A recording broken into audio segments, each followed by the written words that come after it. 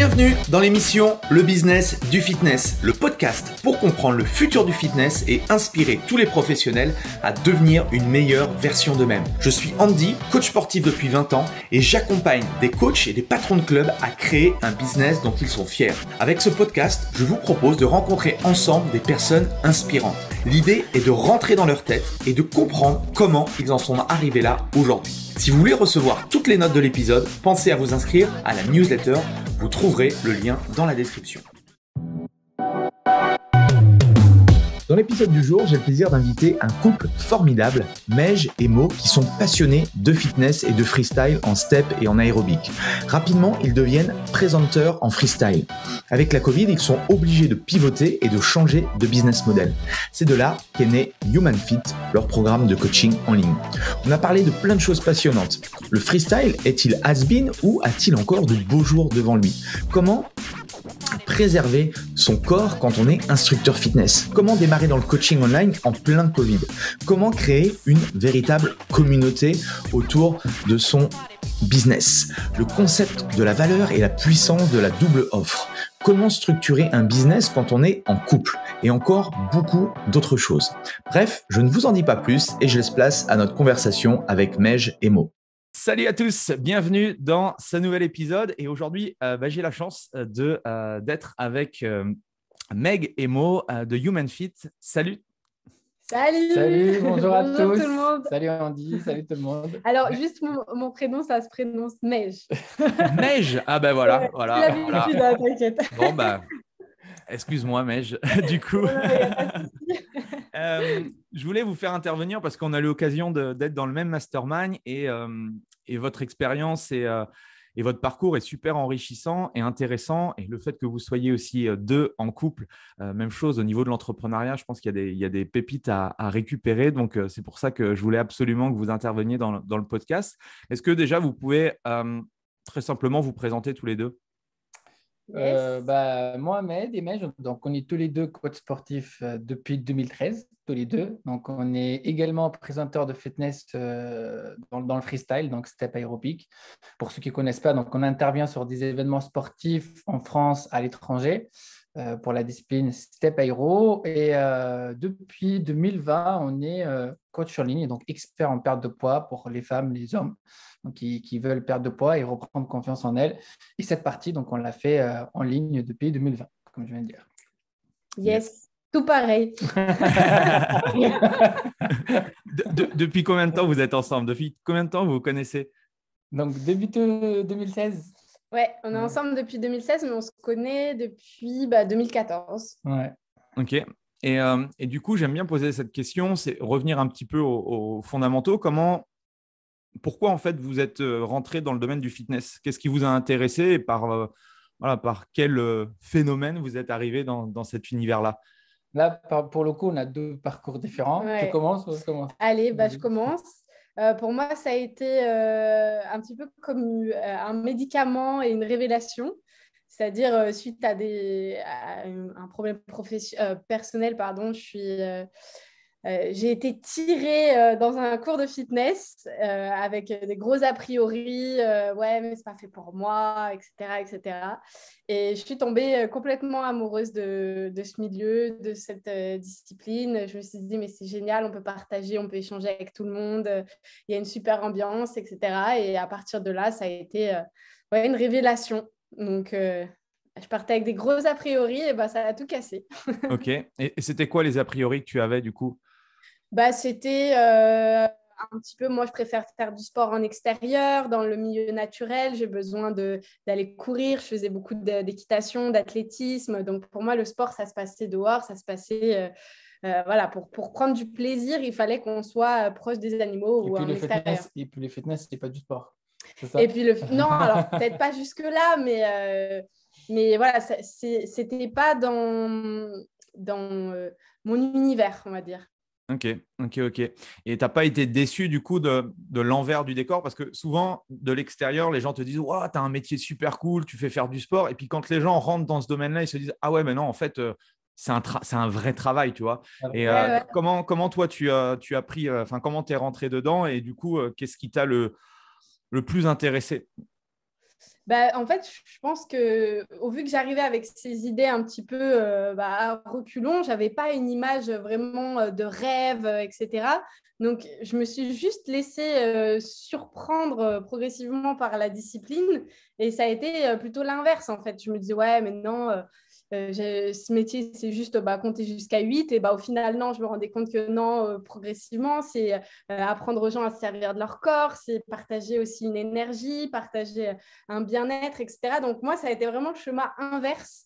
Je n'avais pas cette vision du dream fitness, mais plutôt l'inverse. Et du coup, je me suis laissée surprendre. Et même chose pour le milieu des conventions, d'être présenteur, etc. Ça a été un peu de surprise en surprise. Ah, mais ça existe. Ah, mais ça, c'est possible. Ok. Et du coup, non, pas déçue de l'envers du décor. Et j'ai vraiment apprécié le fait qu'on puisse chacun exprimer ce qu'on avait à dire dans le fitness, en fait. Ouais, son plein potentiel. Ok. Et toi, Mo, Ouais. du coup, t'es arrivé comment Alors, du... alors moi, j'ai toujours baigné un petit peu dans le sport. Donc, j'ai commencé le handball à l'âge de 16 ans. Et déjà, à cet âge-là, j'admirais mes profs de sport et je voulais un jour être prof de sport, mais de handball, du coup, à cette époque.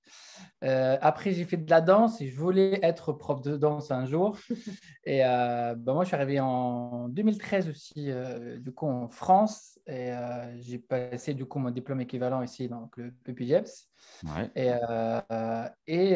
Voilà, donc là, j'ai commencé dans le sport, donc prof de sport, également prof de danse. Et la première fois que je vois des présenteurs, on va dire, sur scène, j'ai regardé, j'ai fait waouh, mais c'est ça que je veux en fait. Donc j'ai travaillé un an, deux, trois. J'ai fait des compétitions donc en 2018. Donc c'est une compétition internationale de freestyle à Paris. Je suis arrivé deuxième du coup. Et après, voilà, donc ma carrière de présenteur, entre guillemets, qui a commencé en 2018, qui s'est arrêtée un peu en 2020 avec le Covid. Mais voilà, comment je suis rentré dans le fitness. Ma mère aussi, elle était ancienne prof de fitness. Donc, Ok. je la regardais aussi donner des cours un peu, tu sais, à l'ancienne, hein, un peu à la Véronique Davina, tu sais, avec les cyclismes, talons fesses, jumping jack, etc. Donc, j'ai toujours un peu baigné dedans et pour moi, c'était comme une évidence que j'allais continuer dans le sport. De toute façon, à l'école, c'est là où j'étais excellent, pas hier. Ok. Et c'est marrant parce que quand on s'était rencontrés, du coup, c'était à Marseille, que vous m'aviez expliqué que vous étiez présenteur, ça me rappelait à mes jeunes époques où je vous disais que moi aussi, à l'époque, c'était en 2000, donc après mon BE, c'était vraiment la grosse poussée avec Leader Fit qui arrivait avec Didier Péché et tout. Et moi aussi, j'adorais ce côté convention, freestyle et tout. J'avais commencé justement à me lancer là-dedans. Et vous êtes du coup arrivé un petit peu sur le tard. Euh, Ouais. Quel est aujourd'hui ouais, au niveau du marché du freestyle, euh, comment ça se passe? Parce que je vois qu'il y a encore des compétitions en France, il y a encore des compétitions à l'étranger, ça fonctionne plutôt bien. C'est quoi votre vision du coup du fitness freestyle en Europe et dans le monde? Alors, parler de la vision depuis 2020, c'est un peu Mm. compliqué. Ouais. Mais c'est vrai que le freestyle a fait un petit peu les montagnes russes. On va dire, ça monte, ça devient très à la monte, tout le monde est à fond. Après, la Zumba est arrivée, donc c'est calmé un petit peu le freestyle. Après, c'est revenu. Après, les Smiths, ils ont pris un peu plus de place. Après, c'est revenu. Mais le step aéro, ça reste de la base. C'est-à-dire, aujourd'hui, pour obtenir un diplôme de coach sportif en cours collectif, tu es obligé de faire du step aérobique. On ne te demande pas de faire du combat ou du pilate ou de la Zumba. Mhm. Donc, ça reste quand même la base. Pour moi, ça restera toujours. Ça, c'est ma vision personnelle. Ça ne va pas disparaître comme certaines disciplines qui arrivent et qui partent, on n'entend même plus parler. Les événements, c'est s'y calmer, du coup, parce que les organisateurs n'ont pas de visibilité, donc ils sont un peu friands sur l'organisation. Ça organise plutôt des petits stages. Voilà, ça revient timide. Dès que ça revient, il y a encore un nouveau variant, donc ils se retirent. Voilà, c'est un peu compliqué depuis 2020. Nous, avant le confinement, on avait des événements tous les week-ends. Hein, c'était agenda blindé, on va dire. Depuis, voilà, deux événements par mois, des fois un mois sans événement, trois. Donc, c'est pas comme avant, on le voit. Donc, vision long terme, ça Je dépend. pense qu'il y a un petit peu un tournant aussi là, au vu des événements qui se passent. Après, comme dit Mo, c'est une base, c'est comme la musculation, ça fait partie de la base des cours collectifs.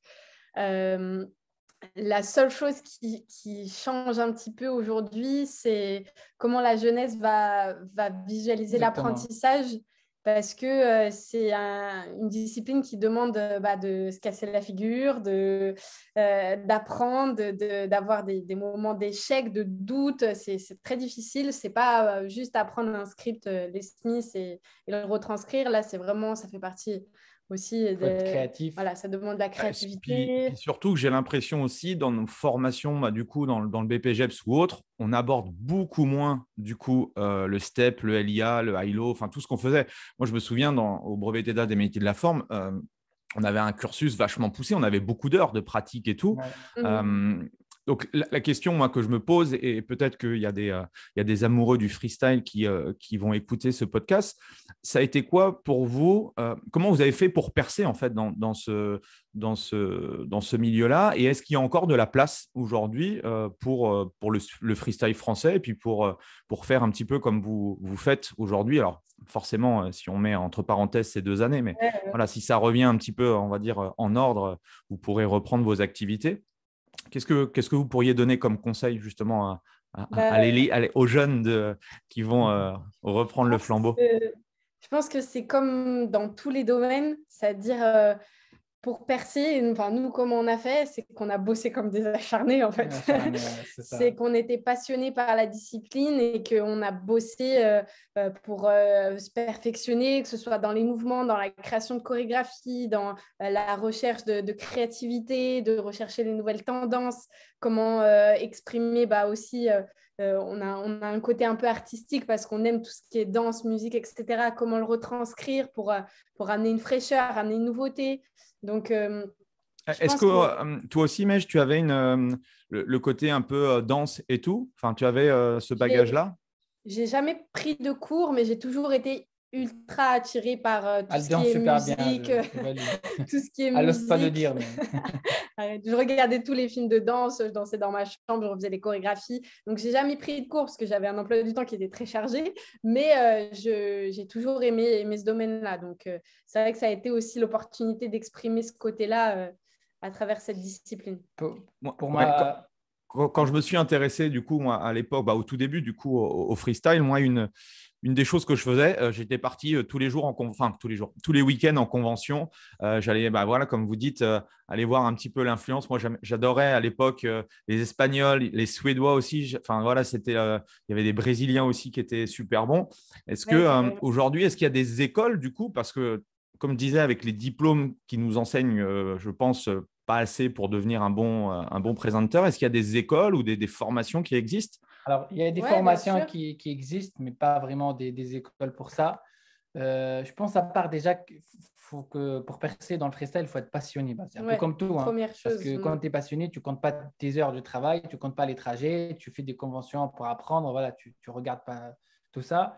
Après, il faut travailler, être curieux aussi, regarder pourquoi ça marche pour l'autre, pourquoi ça marche pas pour un autre, etc. Et après, voilà, il faut être créatif et dire comment moi je peux apporter quelque chose dans le domaine, pas avoir une place en fait dans le freestyle aujourd'hui. Faut se dire qu'est-ce que je peux apporter sur une scène avec des présenteurs qui sont déjà en place, qui travaillent depuis des années. Qu'est-ce que je peux rajouter ma touche? Si tu viens juste pour faire des step touch comme tout le monde et un pas de bourré, ça ne marche pas parce que des profs, il y en a. Mais quand tu as quelque chose à apporter de plus, oui, là, il y a la place pour tout le monde, entre guillemets, et donner quelque chose dans le freestyle. Après, il faut se former beaucoup, beaucoup, beaucoup tout seul. Ouais. Et je suppose, après, vous avez aussi testé vos chorés et tout dans des clubs et comme vous dites, voilà, le meilleur moyen de savoir si ça répond de l'autre côté, c'est d'avoir, entre guillemets, des adhérents qui suivent nos cours, quoi. C'est ça, Exactement. exactement. C'est Exactement. exactement ça. Mais tester à l'étranger, parce que donner un cours en France, c'est pas la même chose que donner un cours en Italie, c'est pas la même chose que donner un cours en Russie, en Tunisie, Alors, ça change. comment vous avez fait du coup ça a été, en fait, on m'appelle, je vais en Russie, puis on verra bien ce que ça donne, ou comment vous faisiez justement pour vous préparer d'un pays à un autre? Euh, vous êtes bilingue, vous êtes trilingue, vous parlez toutes les langues du monde, comment vous faites? Français, On parle la anglais. langue du corps, la gestuelle. Moi, français, anglais, arabe. Donc, au Maghreb, ça va. En France, ça va. Tu peux, tu peux te démerder dans beaucoup de pays du coup. Ça va, ouais. Ouais, Ça va. ok. Ouais, après, c'est le langage du corps qui revient énormément. Et comme je t'ai dit, moi, ça a été vraiment le fait de suivre toutes les conventions, tous les cours, tous les profs, voir voilà, avec des yeux comme un hibou à regarder, mais comment ils font là, comment ils font là, comment ils font là. Et du coup, s'inspirer de ça et de l'expérience des autres. Et puis après, une fois que tu es là-bas et que tu montes sur scène, c'est la transmission avec les gens. De toute façon, tu vois ce qui transmet moins. Et après, tu adaptes en fonction de ça. Ok. Et du coup, votre parcours pro, une fois votre diplôme, vous avez été dans des clubs de fitness classiques. Enfin, comment vous avez fait? C'est quoi votre parcours à tous les deux? Et quand est-ce que vous êtes du coup rencontrés et puis vous avez travaillé ensemble? À ton avis, on s'est rencontrés où? À une convention, non? Exactement. Ouais, c'était facile. C'était facile. C'était trop facile. Oui, on a travaillé dans des clubs classiques. Donc, à Lyon, pour ceux qui connaissent Lyon, donc, moi, j'ai commencé Bodysculpt ancien, enfin l'appart maintenant, l'appart fitness. Et ça s'appelait comment avant à Lyon? C'était quel club? Bodysculpt. Ok. Et donc, après, j'ai travaillé à l'appart. Voilà. J'ai jamais en 35 heures, j'ai toujours eu un temps partiel. Et ensuite, j'ai travaillé dans les assos en auto-entrepreneur. Ok. Donc, j'ai cumulé toujours entre les clubs en contrat et en auto dans des assos. Et voilà, ça depuis 2013 jusqu'à 2020. Et après, ça a changé pour moi. Ouais, moi, Ouais. j'ai été attirée un peu plus par le milieu associatif. Donc, j'ai commencé en salle de sport, mais rapidement, j'ai eu des contrats en association. Et du coup, après, je travaillais essentiellement au niveau associatif. Et pour notre rencontre, c'était en 2016 dans une convention ou dans un club où moi je travaille. Donc, on était tous les deux, autant que d'adhérents, on va dire, on était en train de suivre la convention et pas sur scène. Hein. Et du coup, on était côte à côte. Je la regarde, je dis, mais c'est qui qu'elle a? Elle bouge bien. Tiens, j'ai jamais vu celui-là. On s'est juste vu, on n'a pas vraiment parlé. Et après, voilà, il y a Facebook. Et on a un ami en commun, du coup, qui a proposé un jour de faire une convention tous les trois, en tant que prof, du coup, dans une salle. Donc, on a fait aussi une convention ensemble tous les trois. Donc là, on a commencé à parler, à se présenter, etc. Parce que tu étais où, toi, Mèche, du coup? Tu étais dans quelle ville? À Lyon aussi. Ah, tu étais à Lyon aussi, ok. Ouais. Ok, Ouais, ok. on était Pratique. tous les deux d'ici. Ouais. Ok, ok, ok. Et il y a quelque chose qui revient souvent quand on est prof de cours collectifs, de manière générale, freestyle ou Les Mills. Il y a notre corps, c'est, on va dire, notre outil de travail. Alors, ce qui m'a aussi, ce que je trouve cool avec vous, c'est que vous êtes aussi des sportifs. Je dis ça parce qu'aujourd'hui, je vois beaucoup aussi de personnes qui se lancent dans le métier, qui ne sont pas forcément hyper sportifs et qui aiment le sport. Et je pense que l'une des choses qui nous préserve dans le temps, c'est notre condition physique. Plus on a une bonne condition physique, et je pense que je ne me trompe pas si vous faites régulièrement du sport. Comment vous faites comme vous avez fait au début, et puis enchaîner des cours STEP, ILO, ELIA et tout, est-ce que vous avez des petits conseils, des tips à donner justement à des instructeurs un petit peu moins expérimentés pour réussir à tenir dans le temps, parce que c'est ça aussi l'enjeu quand on est sur les planches, quoi. Alors, Bien sûr. ce qu'il faut savoir, par exemple, en 2013 et jusqu'à 2018 même, on ne donnait pas que du step aéro, on donnait un peu de tout. Enfin, moi, je donnais du body combat, du pump, de la zumba, de step, aéro, des cours qui sont très cardio, avec enchaîné de renfort. Des fois 4-5 heures. J'ai enchaîné des soirées avec 4 cours, genre j'enchaîne step, aéro, zumba, pilates, etc. Donc, ce n'était pas facile, je ne m'en voulais pas faire ça non plus à long terme, ce n'est pas quelque chose que je conseille. Mais pour tenir ça, il faut vraiment avoir une bonne hygiène de vie, c'est-à-dire qu'on mange bien, qu'on dort bien, qu'on fait le sport aussi pour nous, qu'on sait s'économiser pendant le cours aussi, qu'on ne soit pas à 100% dans les cours quand c'est coaché, Moi, ça, je etc. n'ai jamais réussi. Hein. Voilà, ça, c'est pas évident pour tout le monde. Mais oui, si derrière on donne 4 cours par jour comme ça et ensuite on mange de la merde et on ne dort pas assez parce que le soir on se couche tard, etc. Oui, on tient un an, peut-être quelques mois, 1 an et demi, 2 ans, mais ton corps il va dire stop, merde à un moment donné et tu vas te retrouver blessé ou faire même un burn-out. Hein. J'en ai vu des collègues comme ça. Mhm. Oui, Les gens j'en connais aussi beaucoup qui ont soit eu des graves blessures et auquel cas il a fallu qu'ils changent effectivement de métier ou au moins de poste. Et puis effectivement, alors c'est vrai qu'on est dans le côté un peu sport, festif et tout. Le problème, c'est que faire la fête et ensuite être opérationnel physiquement, surtout en plus, vous qui êtes présenteur, je pense qu'à un moment donné, il faut être crédible sur le podium. C'est quoi votre routine aujourd'hui en termes d'entraînement pour donner une idée à ceux qui nous écoutent? Quand on donnait des cours ou là aujourd'hui quand vous donniez ça va éventuellement des vraiment cours, et puis je pense que changer. vous avez gardé la même hygiène, je pense. Ouais, on s'entraîne en moyenne 4 fois par semaine en musculation. Donc, sans impact avec de la charge. Et moi, j'essaie d'intégrer en plus un petit peu de mobilité et d'étirement souplesse.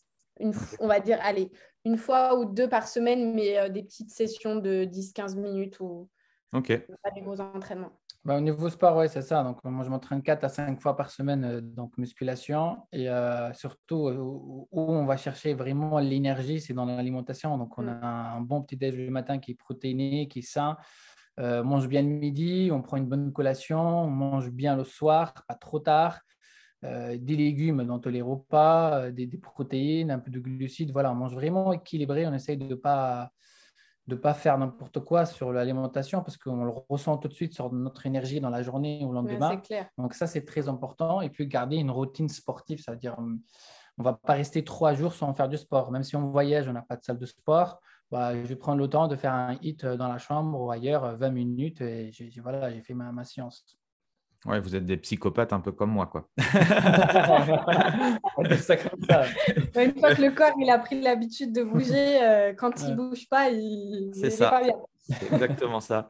Et du coup, la transition avec le coaching, il a fallu du coup attendre les événements Covid, ou c'était déjà une idée dans votre tête, ou déjà vous avez déjà mis en place des choses dans les clubs où vous étiez, ou peut-être en ligne? C'était comment la vision? En coaching, tout ce qui est en ligne, ce n'était pas du tout dans notre tête. On voulait un jour entreprendre quelque chose, donc soit monter un studio de cours collectifs, soit une petite salle, soit voilà. On commençait même à peaufiner un petit peu avant le Covid, à chercher l'endroit pour créer un studio, etc. Covid arrive, donc ça a commencé par donner des cours sur Facebook gratuitement, un groupe qui a pris l'ampleur après avec 20 000 personnes qui venaient suivre les cours, etc. Les gens nous demandaient, les salles rouvrent en juin et les gens nous disaient, mais vous allez continuer ou pas parce que j'adore vos cours, etc. Donc, on a créé la plateforme. Et puis, on s'est rendu compte petit à petit des avantages, on va dire, d'entreprendre comme ça en ligne avec la liberté géographique, comment dire, le stress de ne pas avoir de charge locale, plus les baffes, plus le problème des salariés, etc. Et on s'est dit, mais c'est ça qu'on veut, en fait, c'est parfait, c'est exactement ça qu'il nous fallait. En fait, donc, on s'est lancé dedans et on s'est dit, c'est ça qu'on va faire. Et voilà, on a travaillé, on a réussi, on a échoué, on a recommencé et c'est ce qui nous a amené là aujourd'hui. Et après, pour le coaching, plus particulièrement, ça a vraiment été une succession d'événements. Donc, l'ouverture de la plateforme avec les cours classiques de fitness, etc. On commençait à se rapprocher de notre communauté qui posait des questions sur l'alimentation aussi, comment vous mangez, comment vous faites, comment vous vous entraînez, etc. Et puis, on commençait à rentrer, puis à travailler aussi sur nous et cette nouvelle vie qui arrivait devant nous, comment on allait gérer ça, donc à entreprendre aussi un petit peu de développement personnel pour nous, essayer de structurer un peu nos idées, nos pensées, et puis progressivement, entre la demande des gens et notre travail de notre côté et de ce qu'on se rendait compte, on a eu vraiment comme un déclic de se dire, mais en fait, il faut qu'on transmette ça, ce qu'on est en train de vivre là aujourd'hui. Bon, après, ce n'était pas pour de la perte de poids, mais c'était un changement de vie, en fait, comment on aborde ça. Et du coup, on a mêlé les deux en se disant, comment amener notre expertise de coaching depuis 8 ans et tout ce qu'on a vu, plus notre expertise d'aujourd'hui, comment on entreprend une nouvelle vie, comment on instaure des nouvelles habitudes, etc., etc. Et donc, du coup, de là est né le programme Start to Change de coaching en ligne. Yes, excellent. Et je voudrais revenir sur un truc que je partage aussi avec les coachs parce que pour développer un business, il faut une communauté. Et vous, on l'a vu quand vous avez commencé pendant le Covid à créer un groupe. C'était un groupe Facebook, c'est ça? C'est un Facebook. Ouais. Quels sont, vous, les conseils que vous donneriez aux coachs pour développer une communauté et créer justement un groupe, enfin, après le médium, que ce soit un groupe Facebook ou un groupe de n'importe quel, on va dire, outil, peu importe, mais comment vous avez fait pour créer une communauté? Alors, c'est vrai que nous, c'était un peu particulier au début parce que c'était déjà pendant le confinement. Donc, tout le monde cherchait à faire des cours chez soi, on va dire. Et on a créé le groupe, mais on a intégré d'autres profs dedans. Donc, on était une vingtaine, trentaine même à un moment donné. Donc, on n'était pas les seuls à donner des cours. Donc, chaque prof a ramené ses élèves, ses fans, on va dire. Et c'est ce qui a… Ça, c'était une super bonne idée. Voilà, c'est ce qui a pris l'ampleur du coup après. Donc, ça, c'est pour la communauté du groupe Facebook. Ensuite, pour le conseil que je peux donner aux coachs qui se lancent, si tu en pars de zéro, c'est de donner en fait. C'est-à-dire, on ne fait pas un compte Instagram ou Facebook juste pour dire, là, moi, je suis à la plage, voilà mon repas d'aujourd'hui, voilà, je m'entraîne ici. C'est donner de la valeur. C'est du vécu, ça. Voilà, c'est de donner de la valeur aux gens, donner des vrais conseils, de savoir qu'est-ce que c'est les personnes qu'on cherche, la communauté qu'on cherche à avoir.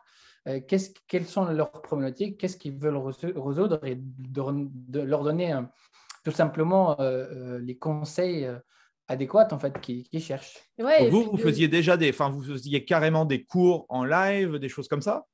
Pendant le confinement, il y avait des dizaines de cours par jour. Ouais, c'était un truc de fou, un planning. Et tout était offert.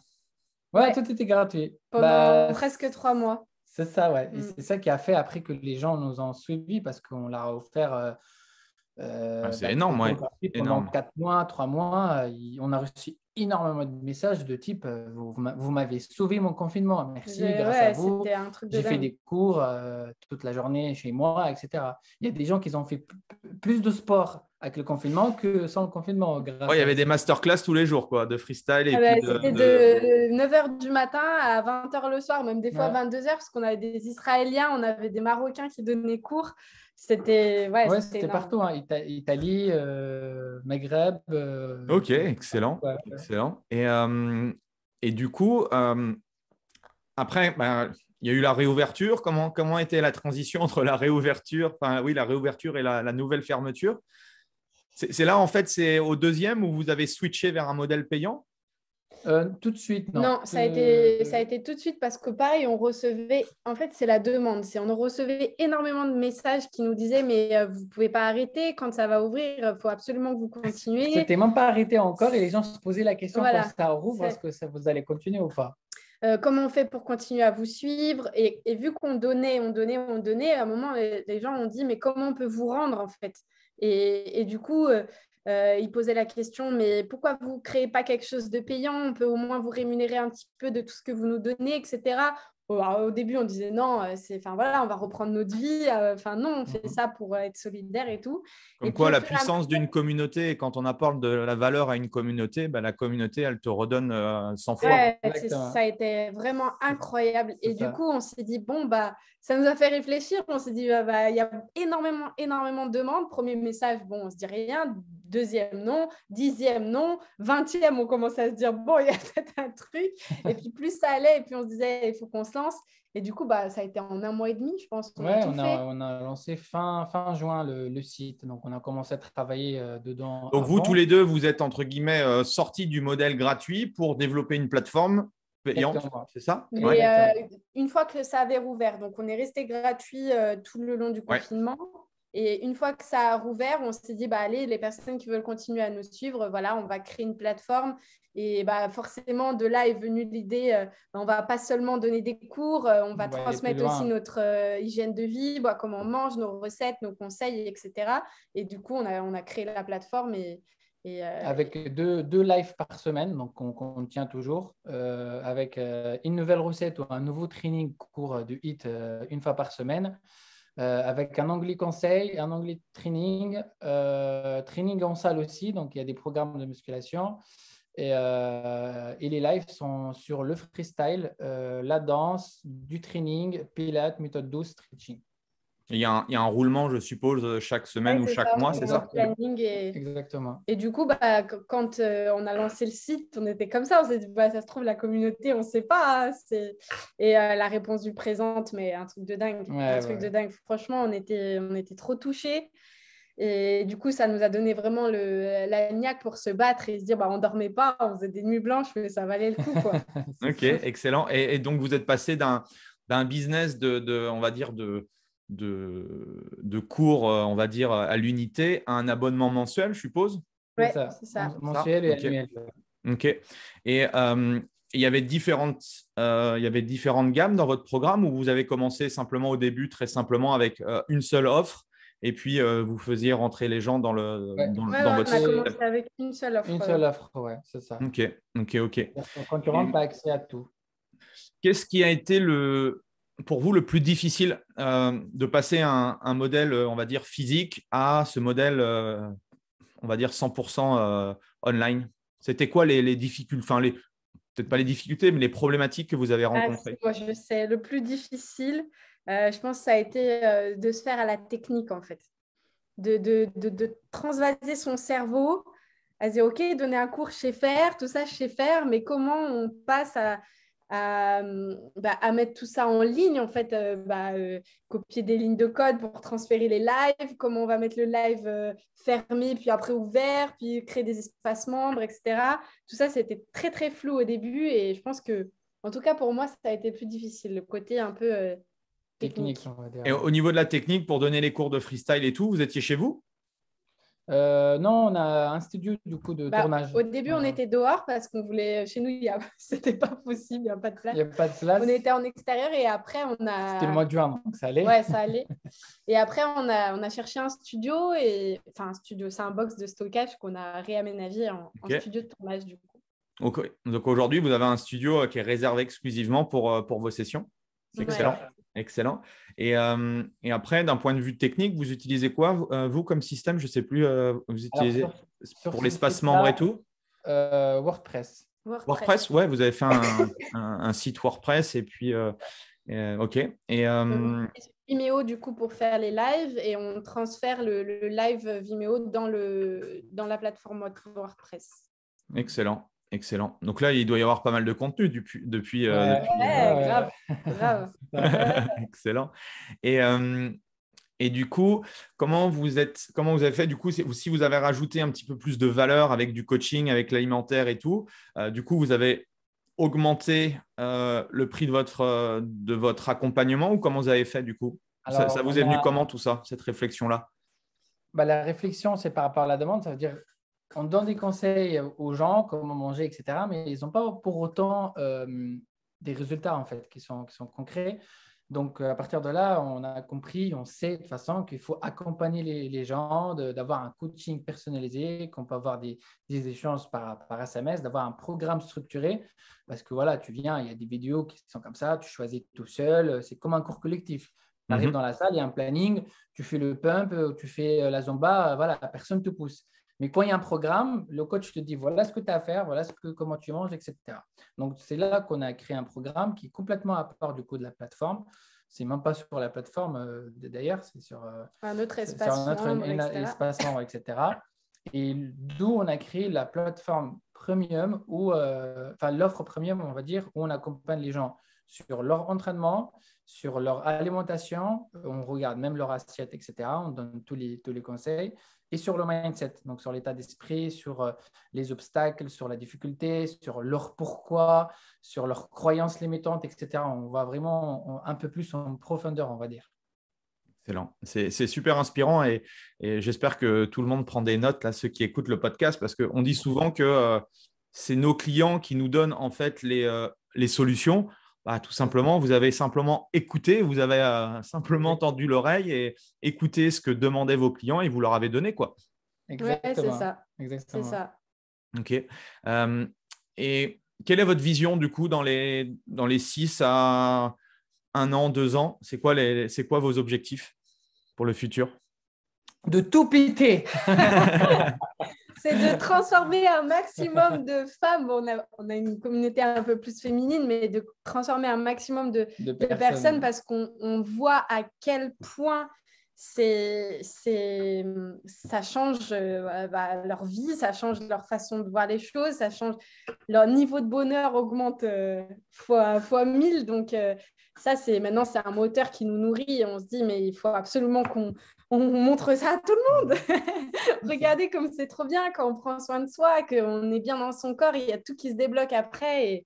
Et donc, l'objectif, c'est vraiment de transmettre ça. L'objectif, c'est de développer, d'aller plus loin. On ne s'est pas trop concentré sur la première plateforme, du coup, Human Fit, parce qu'on a créé la plateforme, l'offre premium.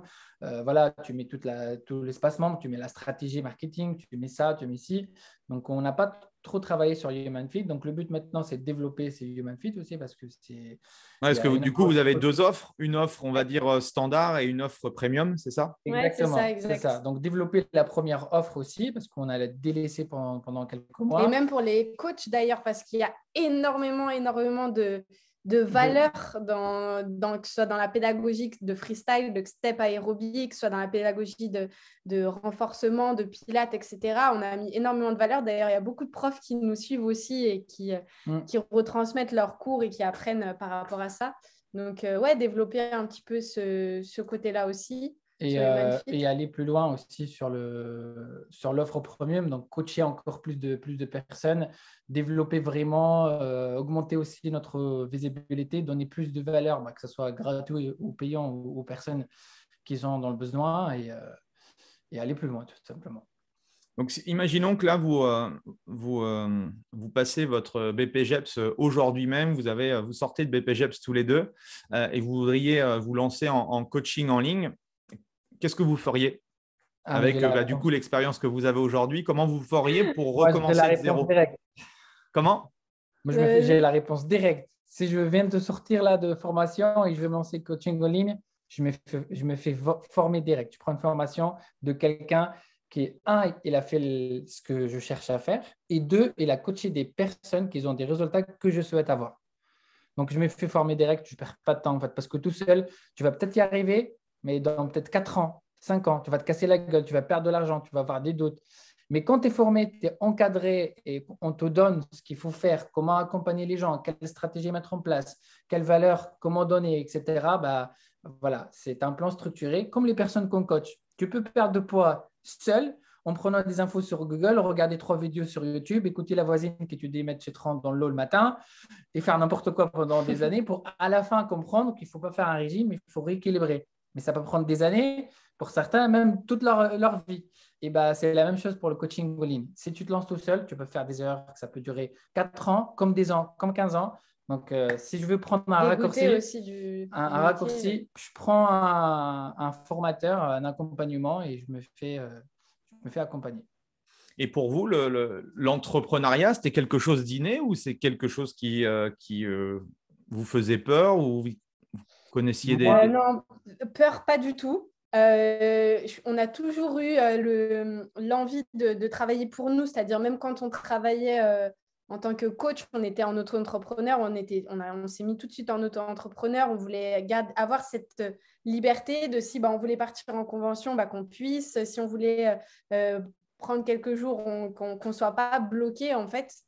Ça vous est venu comment ça? C'est votre éducation? Vous avez été habitué? On vous a biberonné à ça ou... Comment?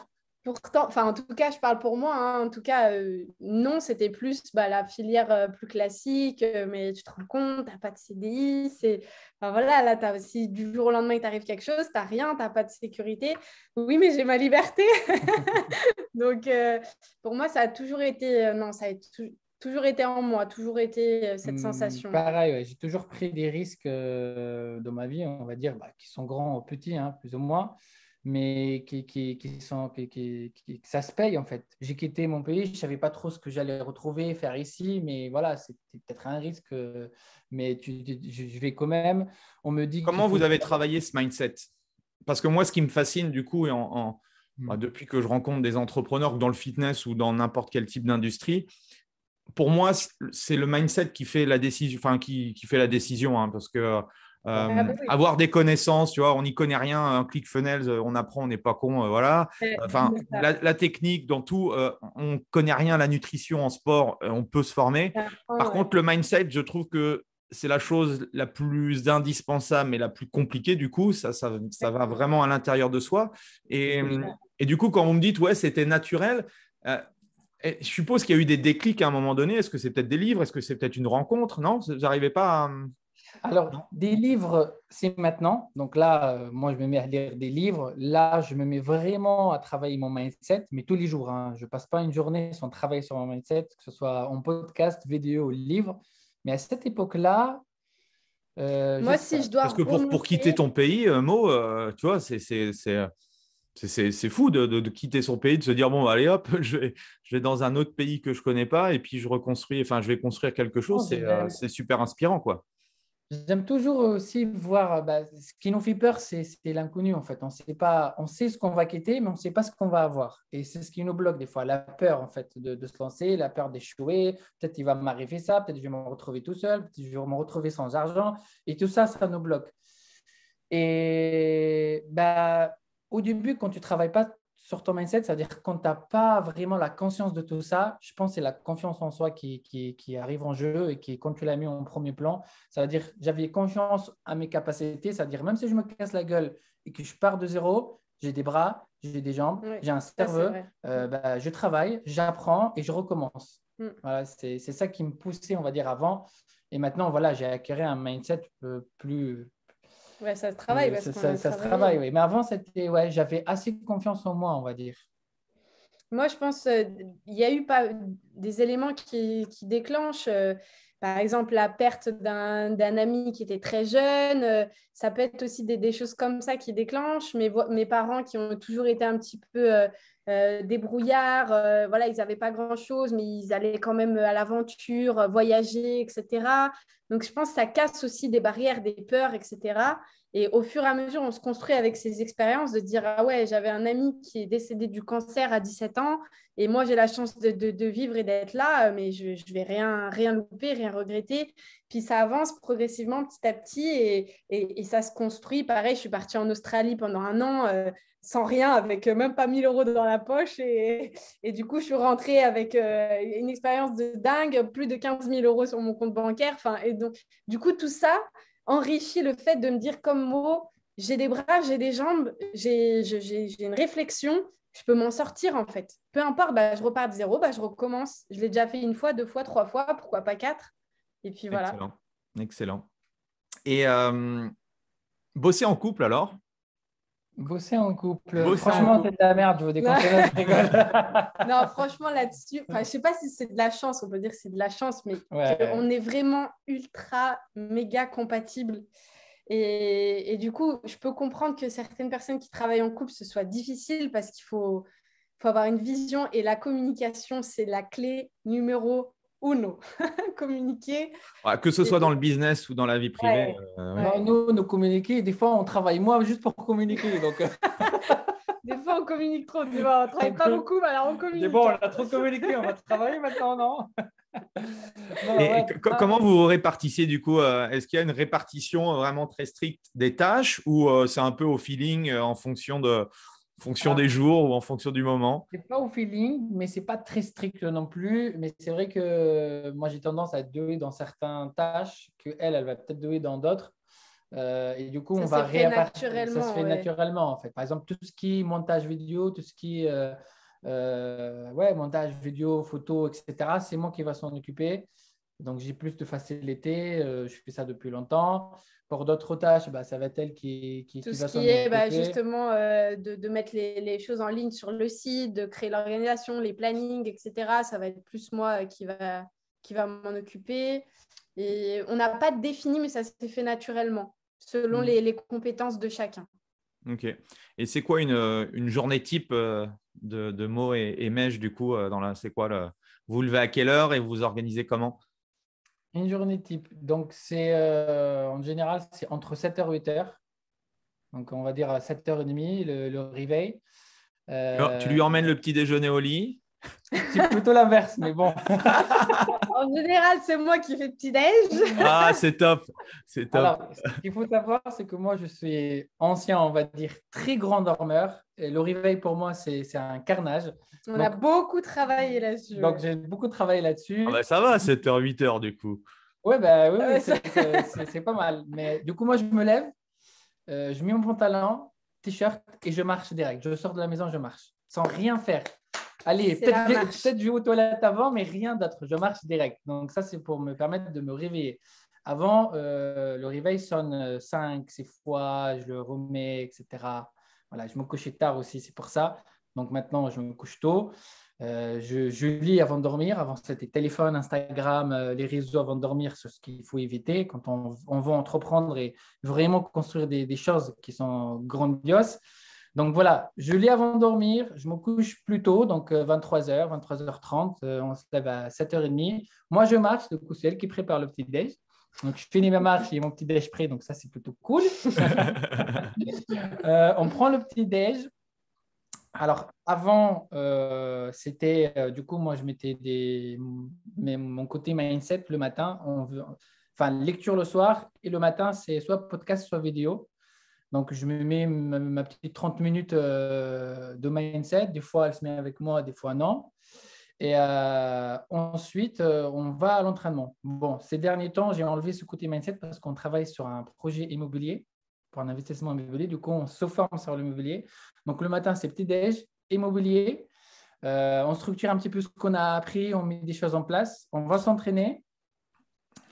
Ça dépend après les jours, mais on va dire on rentre, on mange. Vos lives sont à quelle heure sinon? C'est quand? C'est mardi à 11h. Et jeudi à 19h. Et jeudi à 19h. Et on a une conférence en ligne le lundi à 20h. À 20h avec les personnes qu'on coach. Et on anime aussi un groupe Facebook, du coup, où on fait, ça dépend, des fois un live, des fois des publications ou autres, mais ça nous s'adresse à des prospects, là, du coup. Ouais, voilà. C'est ça. En général, c'est le mercredi. Et après, on a la programmation des publications Instagram, par exemple. On va se poser, on va programmer pour la semaine. Ça va être toute la stratégie marketing qui n'est pas encore toute finalisée. Donc, pareil, on se prend des sessions de 2-3 heures où on va bosser dessus et avancer ça. Et après, on prend aussi 1 heure de temps pour gérer nos coachés, les coachés qu'on accompagne, du coup. Répondre à leurs messages, les gérer, etc. Et puis, ça change tout le temps, en fait. Ça va être le type, mais il y a plein d'autres choses. Les tâches vont changer, mais on va dire, on se lève le matin, on travaille jusqu'à 11h, on s'entraîne, on mange, on reprend, on va dire, à 14h30 à peu près. On bosse avec quelques pauses jusqu'à 21h. Puis voilà, on mange et voilà. Ouais, et ça, c'est une journée type, on va dire, qui peut bien sûr se varier d'un jour à l'autre. Ok. Et quel est votre échec préféré? Notre échec préféré. Alors là, c'est dur. Échec préféré. Qui vous a permis de grandir, du coup? En fait, il y en a tellement. Je n'appellerai pas ça un échec, mais c'est plutôt une expérience qui nous a permis d'avoir une bonne réflexion et mieux choisir du coup ses actions dans le futur, qui est investir l'argent dans quelque chose qui n'était pas adapté sur notre moment actuel, sur mauvais timing, etc. Donc, c'est vrai que du coup, on a perdu de l'argent sur cet investissement. On voulait en fait aller plus vite, clairement, on a pris du coup une agence, on va dire, qui va s'occuper de tout ce que le setup marketing, avec l'emailing, avec la création de funnels, avec ManyChat, etc. Tout était compris, c'était super génial avec le Mais ils community n'étaient pas dans manager. votre tête, quoi. Mais ouais, c'est ça. du coup, ouais, c'est le premier mois bien passé, le deuxième ça va, et après ça se dégradait, le travail est mal fait, après il n'y a plus de réponses, etc. Et du coup, maintenant, on a dû refaire tout ce qu'on voulait mettre en place. Donc, on a perdu du temps. Donc, on a perdu 3 mois et quelques milliers d'euros. On partait avec. Donc, ça, je pense, c'est une bonne petite claque qui veut dire la prochaine fois, on va bien choisir, on va voir, on va mettre peut-être un contrat avec des choses qui seront faites ou pas. On ne mettra pas notre argent n'importe où et on ne va pas facilement croire à des promesses qui sont incroyables comme ça, en fait. Ok, excellent. Est-ce que tu m'as parlé de livres et de podcasts? Est-ce que vous avez des livres que vous recommandez régulièrement, des podcasts que vous écoutez qui permettent à la fois que ce soit du mindset, confiance en soi, développement, business ou autre, que vous écoutez ou lisez? Alors, c'est vrai que ça dépend d'où on part. C'est-à-dire, moi, si tu me Mm. parles il y a 2 ans, je vais recommander des livres, je ne sais pas, comme de Robert Kawasaki ou autres qui vont te parler de le mindset avec l'argent Ouais, et il y a tout. vraiment des degrés, en Mais fait. aujourd'hui, je suis en train de lire le livre Influence et manipulation Mm. de Robert Cialdini, ouais. c'est ça. Donc, que j'aime beaucoup, que j'adore, parce que j'adore la psychologie sociale humaine comme ça. Après, les podcasts, j'ai des personnes que j'aime bien. Donc, quand ils sortent leur podcast, des trucs comme ça, j'écoute leur dernier podcast ou leur dernière vidéo beaucoup sur l'éducation financière, on va dire, Ouais. Ok. et sur le mindset d'entrepreneur, on va dire, de la Ok. réussite, etc. Et tu en as un à nous proposer en podcast? Alors, j'en ai plein. J'écoute tout le monde, hein. Ceux qu'on aime, ceux qu'on n'aime pas, moi j'écoute tout le monde. Sur le développement personnel, les plus connus comme Franck Nicolas, David Laroche, Steve, etc. Tu as sur l'éducation financière en France, Théophilie, j'aime bien les vidéos de temps en temps qu'il fait, donc je ne regarde pas tous, mais je ne sais pas si tu connais. Ouais, je connais. Alors, j'ai pas écouté du coup ces dernières vidéos parce que moi je le connaissais plus d'avant quand il faisait Ouais. de l'infoprenariat. Si vous aimez les finances personnelles, je vous conseille La Martingale. Je sais pas si ça vous parle. Où il parle, Pas Non. celui-là. il parle de finances un petit peu. Donc ça, c'est aussi hyper intéressant. Et du coup, ça fait une super transition avec le monde de l'entrepreneuriat parce que l'idée, effectivement, avec notre business, c'est de pouvoir créer des expériences, changer la vie des gens, mais également aussi intrinsèquement aussi, Bien sûr. avoir suffisamment de revenus aussi pour se Ouais. développer aussi personnellement. Et Bien là, sûr. vous me parliez d'immobilier. Et je pense que ça aussi, c'est intéressant. On n'en parle pas du tout dans notre secteur d'activité. Moi, on n'a jamais parlé au niveau du coaching ou même dans le fitness de manière générale, où le fait de ne pas mettre tous ses œufs dans le même panier, et du coup, l'immobilier, ça peut être un levier intéressant. Quel autre, vous vous intéressez à quoi aujourd'hui, à part l'immobilier? Immobilier, bourse, crypto-monnaie. Ok, Donc, excellent. voilà, business en ligne, crypto, business en ligne en premier, après en deux, immobilier, la bourse et à la fin, crypto, pourquoi pas. Ok, super, super, super. Est-ce que vous avez un dernier message à adresser aux professionnels du fitness qui nous écoutent? Oh, un seul, c'est dur. On a plein de messages. Alors, Le- deux messages. le plus important, c'est de miser sur soi, en fait. De se former, comme disait Mo, d'apprendre sur soi, de savoir qui on est, ce qu'on veut transmettre, ce qu'on veut devenir, et de ne pas se laisser guider en fait son avenir par quelque chose d'autre qui ne nous parle pas forcément. Donc vraiment savoir qui on est, connaître ce qu'on veut vraiment, ce qu'on veut transmettre, et à partir de là, découper au fur et à mesure l'objectif en plein d'étapes et se dire, OK, moi, je veux devenir ça, je veux transmettre ça, donc par quoi je peux commencer? Le sport, ça me parle, donc par le sport, je peux transmettre telle valeur et petit à petit monter les échelons, pas vouloir aller trop vite, bien sûr, et ouais, se faire confiance. Merci, Mej. Et Ouais, Mo, du coup? Ouais. c'est un très bon message, ouais, de se faire confiance, d'y aller. Moi, je vais faire un message court, c'est Passer à l'action massivement, de ne pas attendre le bon moment, de ne pas attendre la bonne situation, d'avoir le financement, d'avoir le beau temps, etc. pour commencer quelque chose. Voilà, c'est ta situation, c'est ta vie, ne te plaît pas aujourd'hui. Passe à l'action, fais quelque chose pour que ça change, parce que ce n'est pas en faisant les mêmes habitudes qu'on va avoir des résultats différents.